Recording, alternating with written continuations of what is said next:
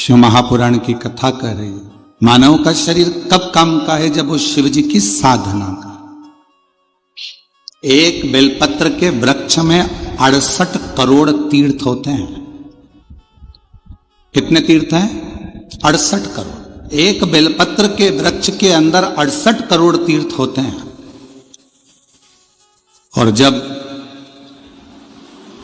हम एक बेलपत्र तोड़कर शिवजी के मंदिर में लेकर जाते हैं, शंकर भगवान को जब हम बेलपत्र समर्पित करते हैं, और जब बेलपत्र समर्पित करने के बाद एक बेलपत्र हम अपने लिए औषधि के रूप में लेकर आते हैं, तो लोग पूछते हैं कि शिवजी पे चढ़ा बेलपत्र क्यों खाना चाहिए?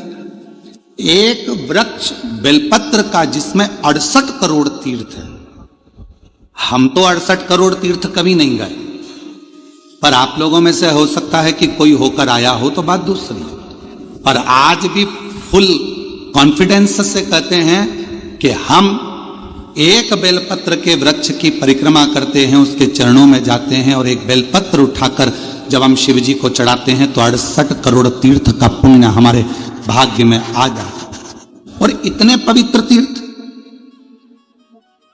हजारों हजारों नदियां, हजारों हजारों कुंड, हजारों हजारों बावड़ियां, सरोवर, तालाब भारत की भूमि पर विराजमान है।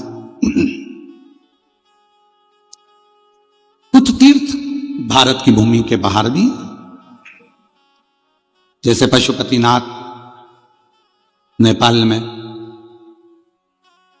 मां हिंगलाज माता पाकिस्तान में, ऐसे कई तीर्थ बाहर भी हैं। अब 68 करोड़ तीर्थ हम कभी नहीं गए,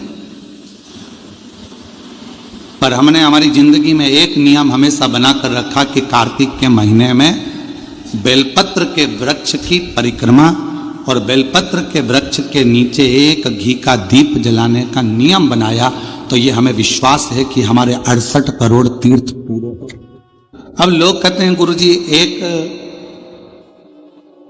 बेलपत्र हम शिवजी को चढ़ी हुई उठाकर लाते हैं, बाबा से औषधि के रूप में लेकर आते हैं, तो ये बेलपत्र है तो पेड़ की, वृक्ष की, ये इतनी अमृत कैसे हो जाती है कि लोगों की बीमारियां ठीक हो जाती हैं, तकलीफें ठीक हो जाती हैं, शुगर लेवल में हो जाती है, बीपी, थायराइड सब ठीक हो जाता है,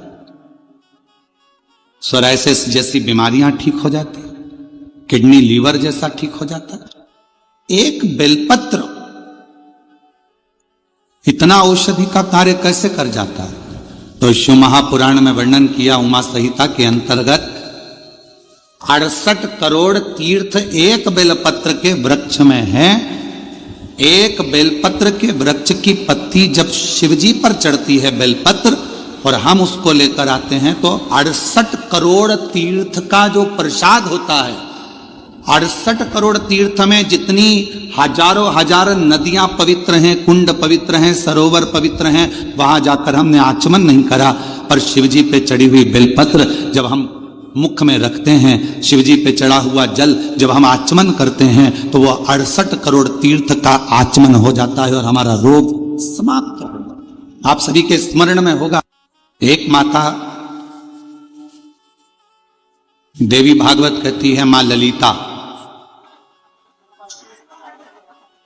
जिसको स्वयं भगवान ब्रह्मा, स्वयं भगवान नारायण, स्वयं भगवान शिव, स्वयं इंद्र, गरुण, वरुण, सारे देवता, मां जगज्जननी जगदम्बा अंबा दुर्गा भवानी का एक स्वरूप भंडासुर को मारने के लिए प्रकट करता है।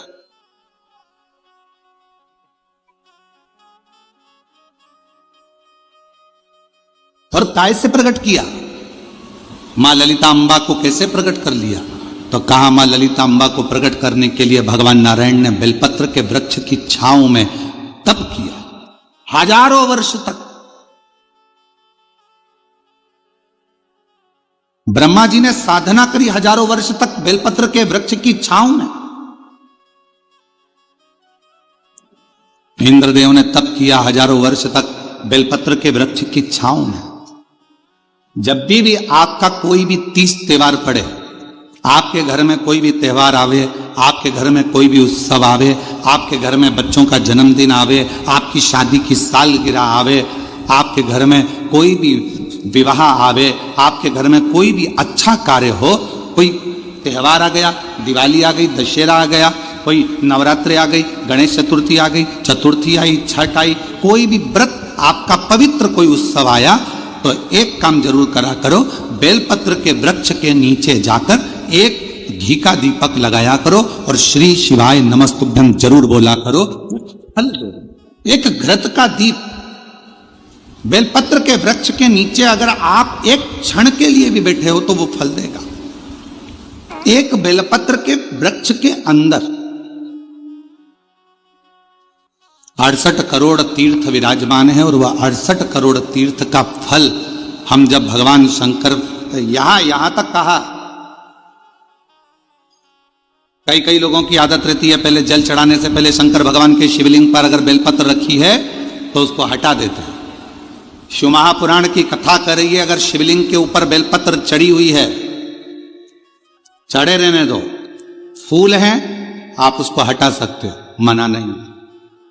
शिव जी का अभिषेक करने से पहले, भगवान शंकर को जल चढ़ाने से पहले, जब आप घर में कोई अनुष्ठान कर रहे हो, शिव जी का अभिषेक कर रहे हो, शंकर भगवान का कोई साधना कर रहे हो, शिव अभिषेक कर रहे हो, तो सबसे पहले शिवलिंग पर एक बेलपत्र का होना जरूरी है, फिर जल चढ़ाओ। क्यों? आपके पास, हमारे पास इतनी जो शास्त्रों में वर्णन किया गया, गंगा, यमुना, सरस्वती, कावेरी, मंदाकिनी, क्षिप्रा, नर्मदा आदि आदि की जितनी भी पवित्र नदियां हैं, सरयू आदि की जितनी पवित्र नदियां हैं, इतनी नदियों का, इतने सरोवर का, इतने कुंड का जल हमारे पास नहीं है। हमारे पास इतना जल नहीं है। हो सकता है आपके पास हो, पर हमारे पास नहीं है। 26,000 नदियां भारत की भूमि पर अविरल बहती हैं, पवित्र नदियां 26,000 नदियां बहती हैं। अब मुझे तो नहीं लगता कि 26,000 नदियों का जल तुम्हारे घर पर होगा।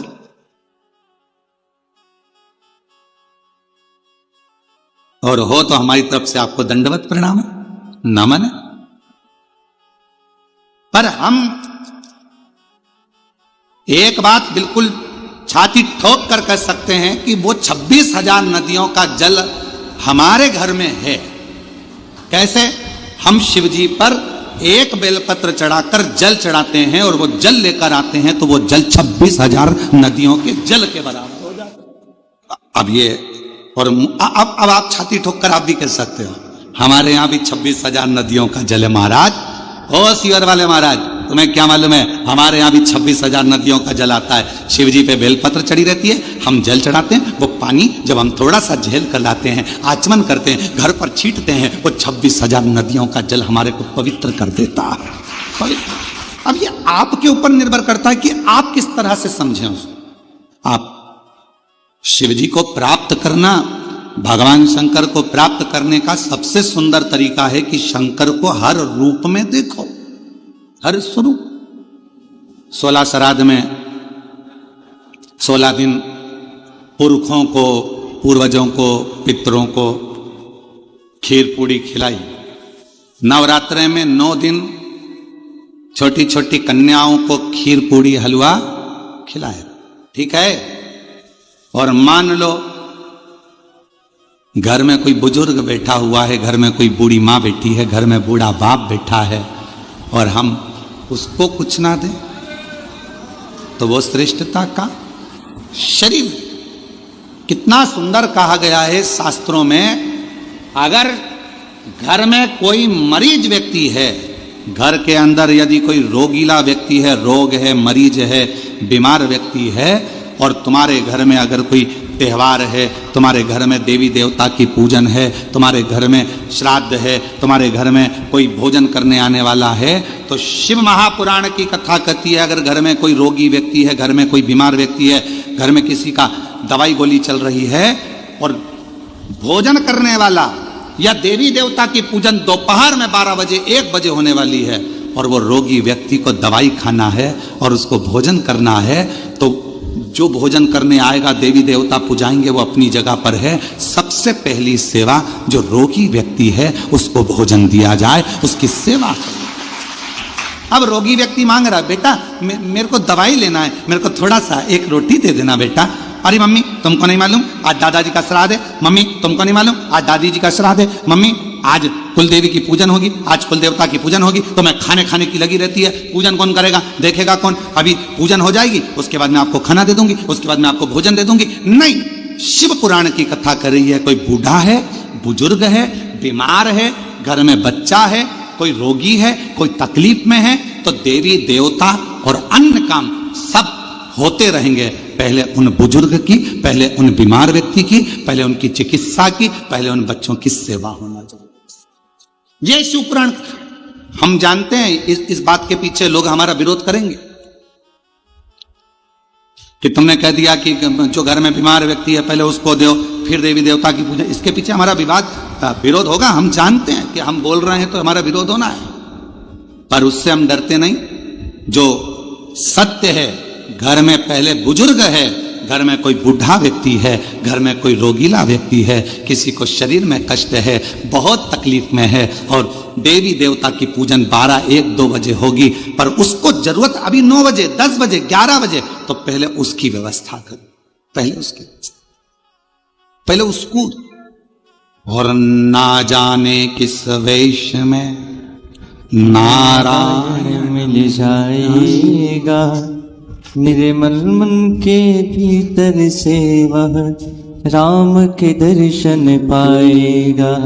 ना जाने किस रूप में आकर नारायण मिल जाएगा, निर्मल मन के दर्पण में स्वः राम के दर्शन पाएगा। पता नहीं किस रूप में आकर नारायण मिल जाएगा, निर्मल मन के दर्पण से वह राम के दर्शन पाए। आपके भाव की शुद्धता। अब एक बात आपसे पूछें, उत्तर दीजिए। कोई बीमार व्यक्ति घर में तुमसे रोटी मांग रहा है और तुम देवी देवता का पूजन करते रहो तो भगवान प्रसन्न होगा? बोलो तो जम के नहीं। पहले उसको औषधि उसको दीजिए, भोजन उसको दीजिए, फिर दूसरा। कभी प्यासे को पानी पिलाया नहीं, बाद अमृत पिलाने से क्या खाए? कभी गिरते हुए को उठाया नहीं, बाद आंसू बहाने से क्या खाए? कौन सा? शिव कथा कर रहे। एक देवी, श्रीमद् देवी भागवत का ये चरित्र कहता है, एक देवी मां ललिता अम्बा, एक ऐसी मां जगत जननी जगदम्बा अम्बा दुर्गा भवानी, मां ललिता अम्बा, मां ललिता देवी, मां जगदम्बा, ऐसी जगदम्बा जिनको प्रकट करने के लिए स्वयं भगवान विष्णु बेलपत्र की छांव में बैठते हैं, जिनको प्रकट करने के लिए स्वयं ब्रह्मदेव बेलपत्र की छांव में बैठते हैं, जिनको प्रकट करने के लिए स्वयं इंद्र बेलपत्र की छांव में बैठते हैं। बल बढ़ता। बेलपत्र के वृक्ष के नीचे एक बार अगर आपके मुख से श्री शिवाय नमस्तुभ्यम निकल जाता है तो समझ लो कि 68 करोड़ तीर्थ में बैठकर तुमने ये मंत्र जप लिया। 68 करोड़ तीर्थ में बैठकर इस मंत्र का जाप किया। और मानो तो गंगा माहू, ना मानो तो बहता पानी।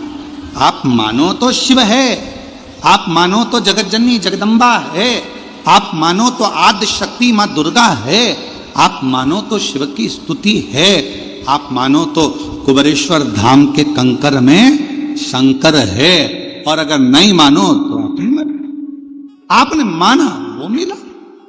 आप स्वीकार करें, ये आपके ऊपर। एक पत्र बहुत बड़ा आया,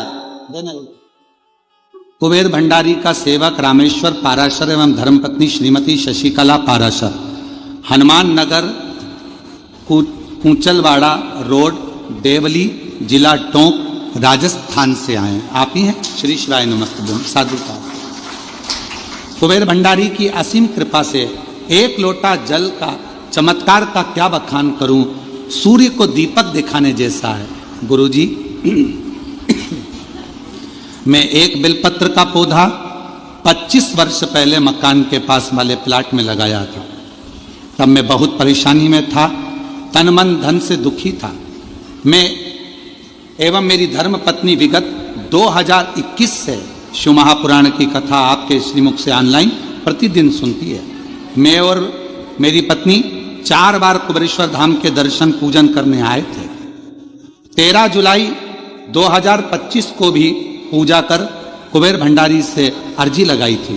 विगत 30 वर्ष 1995 से 2025 में प्रॉपर्टी का कार्य पार्टनर के द्वारा धोखा दिया गया। 45 प्लाट मैंने बेच दिए। पार्टनर की नीयत खराब हो गई और रजिस्ट्री नहीं कराई गई। अंत में कुबेर भंडारी की अर्जी लगाने के बाद इसी बीच पार्टनर का देहांत हो गया। रजिस्ट्री के लिए लड़के को बोला पर उसने मना कर दिया। जब लोगों के पैसे लेकर तकलीफ, अंत में कुबेर भंडारी पर अर्जी लगाई, बीच में पार्टनर का देहांत हो गया। उसके लड़के को कई बार कहा किंतु प्लाट नहीं दिए, जबकि लोगों के पैसे लेकर पार्टनर को दे दिए थे। फिर 13 जुलाई को पुनः अर्जी लगाने के लिए बाबा बाद में पूजा करके सीहोर आए। ऊपर से थोड़ा उसके बाद कुबेर भंडारी की असीम कृपा से पार्टनर ने 45 प्लाटों का पावर ऑफ अटर्नी मेरे को दे दी। बाबा की कृपा से कार्य सफल हुआ। तेरी कृपा का क्या है भरोसा, कब किस पर हो जाए, जरा सी हम पर कर दो, जरा सी हम पर कर। ये उसकी कृपा, उसकी उदारता है। थोड़ा फाइल मोटी हो सकती है,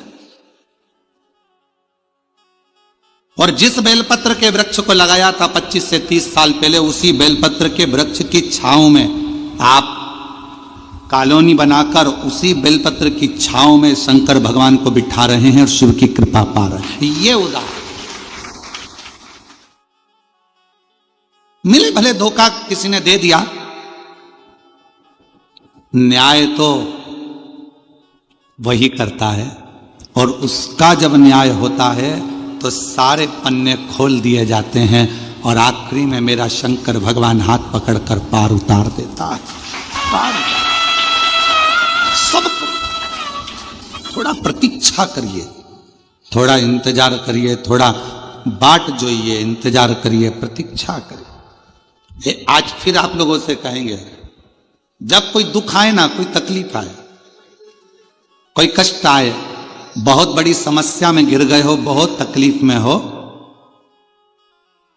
उल्टे हाथ की हथेली पर बेलपत्र सीधे हाथ से उस पर रखकर शिव का स्मरण करिए, शंकर को याद करिए। श्री शिवाय नमस्तुभ्यं, श्री शिवाय नमस्तुभ्यं, श्री शिवाय नमस्तुभ्यं, श्री शिवाय नमस्तुभ्यं। फिर सीधे हाथ में बेलपत्र लेकर बाबा को प्रार्थना कर कर शिवलिंग पर समर्पित कर दीजिए। एक लोटा जल शिव को चढ़ाओ, प्रार्थना करो, विनय करो, प्रार्थना करो, विनय करो। लोग हमसे कहते हैं, क्यों गुरुजी? बहुत लोग तप करते हैं, साधना करते हैं, आराधना करते हैं, व्रत करते हैं, उपवास करते हैं, कोई नग्न पैर रहता है, कोई कुछ करता है, कोई कुछ करता है। पूरे नवरात्रे लोग साधना में, तप में लगे रहते हैं। आप क्या करते हो? हम एक ही काम करते हैं, शिवजी के उस पवित्र बेलपत्र के वृक्ष के नीचे बैठकर श्री शिवाय नमस्तुभ्यं, श्री शिवाय नमस्तुभ्यं, एक ही काम। और जहां जहां बेलपत्र के वृक्ष लगे हैं, 11 बेलपत्र के वृक्ष के नीचे जाते हैं, झाड़ू लगाते हैं, साफ करते हैं, जल चढ़ाते हैं, बेलपत्र के वृक्ष के नीचे झाड़ू पोछा कर कर आ जाते हैं, उसको झाड़ू लगा कर आ जाते। ये भी हमारा व्रत है, यही हमारी साधना, यही हमारा तप है। नवरात्रि में माँ जगत जननी दुर्गा भवानी माँ आद्य शक्ति माँ भवानी माँ जगदम्बा माँ ललिता माँ कुष्मांडा माँ स्कंदा माँ कालरात्रि माँ जगत जननी बेलपत्र के वृक्ष में 64 योगनियां देवियां सब विराजमान उस बेलपत्र के नीचे जल चढ़ाकर सबका आशीर्वाद प्राप्त कर। उस बेल साधना का सबका अपना अपना तरीका है, हमारा तरीका यही है। नहीं जा सको जो सारे तीरथ, नहीं जा सको जो सारे तीरथ, बेल पत्र के वृक्ष के नीचे चले आना, सारे तीर्थों का फल अपने आप प्राप्त हो जाएगा। बहुत बेलपत्र के वृक्ष की छांव में, बेलपत्र के वृक्ष के नीचे शिव तत्व की प्राप्ति का एक केंद्र बिंदु है बेलपत्र का। देवी की आराधना, देवी की साधना, देवी का उपास, सब कुछ नहीं मिल जाता, सब कुछ। बस नहीं जा सको जो सारे तीरथ, नहीं जा सको तो सारे तीरथ, माँ के चरणों में आ जाना, भक्तों जल्दी जल्दी आना, माँ के चरणों में आ जाना, भक्तों जल्दी। एक बेलपत्र की छांव हमें फल प्रदान कर देती है, तब साधना का जो फल। क्यों महाराज जी? देवी भागवत कहती है एक ऐसा असुर भगवान श्री गणेश जी महाराज के द्वारा प्रकट हो गया जिसका अंत होना कठिन था। अंत होना, वो भंडासुर को कौन मारता? भंडासुर का अंत कौन करता? भगवान शंकर मां सती के जाने के बाद में नेत्र बंद कर कर तप साधना में लग गए। हजारों वर्ष की समाधि मेरे शिव जी ने लगा ली, हजारों वर्ष की तप साधना। और हजारों वर्ष की तप साधना में मेरे शंकर भगवान डूब गए। हजारों वर्ष की जब तप साधना मेरे देवाधिदेव महादेव भगवान शिव ने करी, उनकी तपस्या को कौन तोड़े, उनकी साधना को कौन तोड़े? देवताओं को भेजा गया कि आप जाओ आप जाओ आप जाओ, पर कोई तोड़ने वाला नहीं। कौन तोड़ा?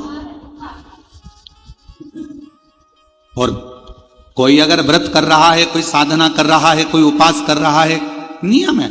हाँ, हम जब नवरात्रे के समय पर, चारों नवरात्रे में, किसी भी नवरात्रे में हम जहां पर भी होते हैं बेलपत्र की सेवा करते हैं। हम जितनी देर बेलपत्र की सेवा करें, हमारे घर पर करें, हमारे घर के पास में करें, हम यहां आने पर जहां बेलपत्र की सेवा करते हैं, उन बेलपत्रों के नीचे जब हम सेवा करते हैं तो हमारे साथ में जितने साथ में रहते हैं वो सब वो मालूम है थोड़ी देर सेवा करेंगे, अर्चना करेंगे, फिर चलेंगे। सेवा कौन तो? कोई उपास कर रहा है, अपनी मर्जी से कर रहा है, आपको नहीं तोड़वाना। कोई साधना में डूबा है, नेत्र बंद कर कर बैठा है, उसको बैठने दो, आपने को क्या करना। किसी का मन भगवान शंकर के मंदिर में एक लोटा जल चढ़ाने में लगा है, आप उसे चढ़ाने दो। किसी का मन श्री शिवाय नमस्तुभ्यम बोलने में लगा है, उसको बोलने दो। तुम्हें क्यों बुरा लगना कि ये श्री शिवाय नमस्तुभ्यम मत बोलो, ये वाला मंत्र बोलो, वो वाला मंत्र बोलो। अरे कुछ भी बोले, उल्टा बोला, मरा मरा तो राम निकल गया और बाबा तर गए। मरा मरा बोला तो तर गए। दिन भर लोग बुराइयों में लगकर श्री शिवाय नमस्तुभ्यम मत बोलो, ये मत बोलो। अब उनको कौन समझाए? तुम दुनिया को मना कर रहे हो कि श्री शिवाय नमस्तुभ्यम मत बोलो, पर तुम्हारे मुख से भी तो बोल रहे हो कि श्री शिवाय नमस्तुभ्यम मत बोलो। तुम भी तो बोल रहे हो। कितना फल है श्री शिवाय नमस्तुभ्यम का। एक पत्र देख, पूना देवी बीकानेर राजस्थान से आई है। एक लोटे जल का क्या वर्णन करूं गुरुदेव। मेरा बेटा हेमंत जिसका भयंकर एक्सीडेंट हुआ। मेरा बेटा हेमंत का भयंकर एक्सीडेंट हो गया। डॉक्टर ने 15 दिन तक वेंटिलेटर पर रखा। डॉक्टर के हिसाब से वो ठीक नहीं था। उसका ठीक होना, डॉक्टर ने कहा ये तो उसके हाथ में, हम नहीं कह सकते कि होगा नहीं होगा। जब डॉक्टर ने जवाब दे दिया, 15 दिन वेंटिलेटर पर निकलते चले गए, पर कोई जवाब, पहले 24 घंटे दिए, 72 घंटे दिए, फिर आखिरी में 15 दिन निकल गए, पर कोई जवाब। गुरुदेव, किसी ने कहा कि रात्रि को 9:15 का सीहोर वाला महाराज एक उपाय बताता है, वो 9:15 वाला उपाय करा जाए तो कितनी भी बड़ी घात हो वो टल जाती है। और हमने पहले भी कहा ये 9:15 का रात्रि का उपाय, अगर कोई बड़ी घात आई है वो टलेगी जरूर, दुख उस समय पर कटेगा जरूर। 9:15 वाला उपाय करो। हमने वो वाला उपाय 15 दिन जब वेंटिलेटर पर निकल गए, डॉक्टर ने सब हाथ ऊंचे कर दिए, तब हमने वो उपाय करा। हमें विश्वास नहीं था, बेटे का एक्सीडेंट हो गया, और ऐसी स्थिति में हम क्या पूजन करें, क्या आराधना करें। 9:15 वाला उपाय करा और बाबा की ऐसी कृपा हुई गुरुदेव कि बेटा वेंटिलेटर से उतर गया। ये शिव जी की कृपा। बेटा वेंटिलेटर से उतर गया, पर 1 महीने तक बेटे ने ना आंख खोली, बेटे ने ना कुछ बोला, केवल पलंग पर पड़ा रहता था, ना चलता, ना बोलता, ना देखता, कुछ नहीं। गुरुजी,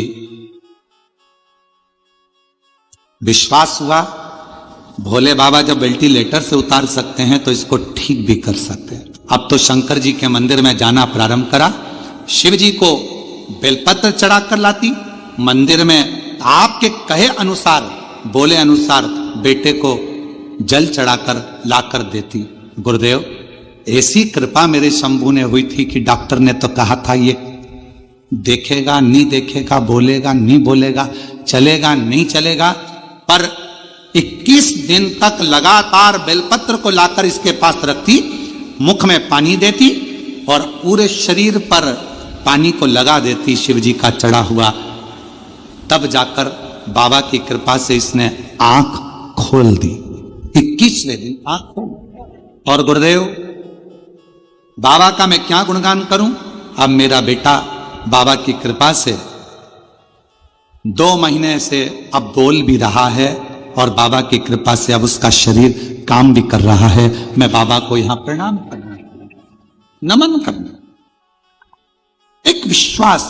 एक लाइन अच्छी लिखी है, आप भी पढ़े साथ में, पास वालों को तो दिख रहा होगा। तेरी कृपा का क्या है भरोसा, अब किस पर हो जाए, जरा सी हम पर कर दो, जरा सी हम पर कर दो।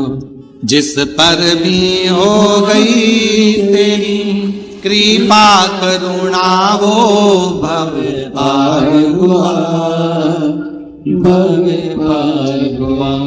पापी हो चाहे जितना उसका भी बाबा उद्धार हुआ। गिद्ध अजामिल गणिका जैसे तेरे मन को भाए, जरा सी हम पर कर दो, जरा सी हम पर कर दो। तुम्हारा काम बिगड़ा, एक मंत्री जी को फोन लगाया, वो मंत्री जी तुम्हारे यहां का काम कर देंगे, पर तुम्हारा काम बिगड़ा और तुमने श्री शिवाय नमस्तुभ्यम मंत्र को बोलना चालू करा, तो यहां का भी काम और वहां का भी काम हो जाता है। मंत्री केवल यही का काम करेगा और श्री शिवाय नमस्तुभ्यम मंत्र यहां का भी और वहां का भी कार्य करेगा। काम कराने के लिए मंत्री जी को बोलना पड़ता है, साहब देख लेना। उसी तरह भगवान से बोलना पड़ता है, मन से साहब देख लेना। भोला सब दुख खा तुम्हारा, ओ भोला सब दुख काटो। मेरी जिंदगी के इतने दुख हैं, इनको काट मेरे शंभू। किससे कहूं, किससे, किसको जाकर बोलूं मैं? महाराज ऐसे दयालु नाथ से रिश्ता बनाइए, ऐसे दयालु नाथ से रिश्ता बनाए, मिलता रहेगा आपको जो कुछ भी चाहिए, मिलता रहेगा आपको जो कुछ भी चाहिए।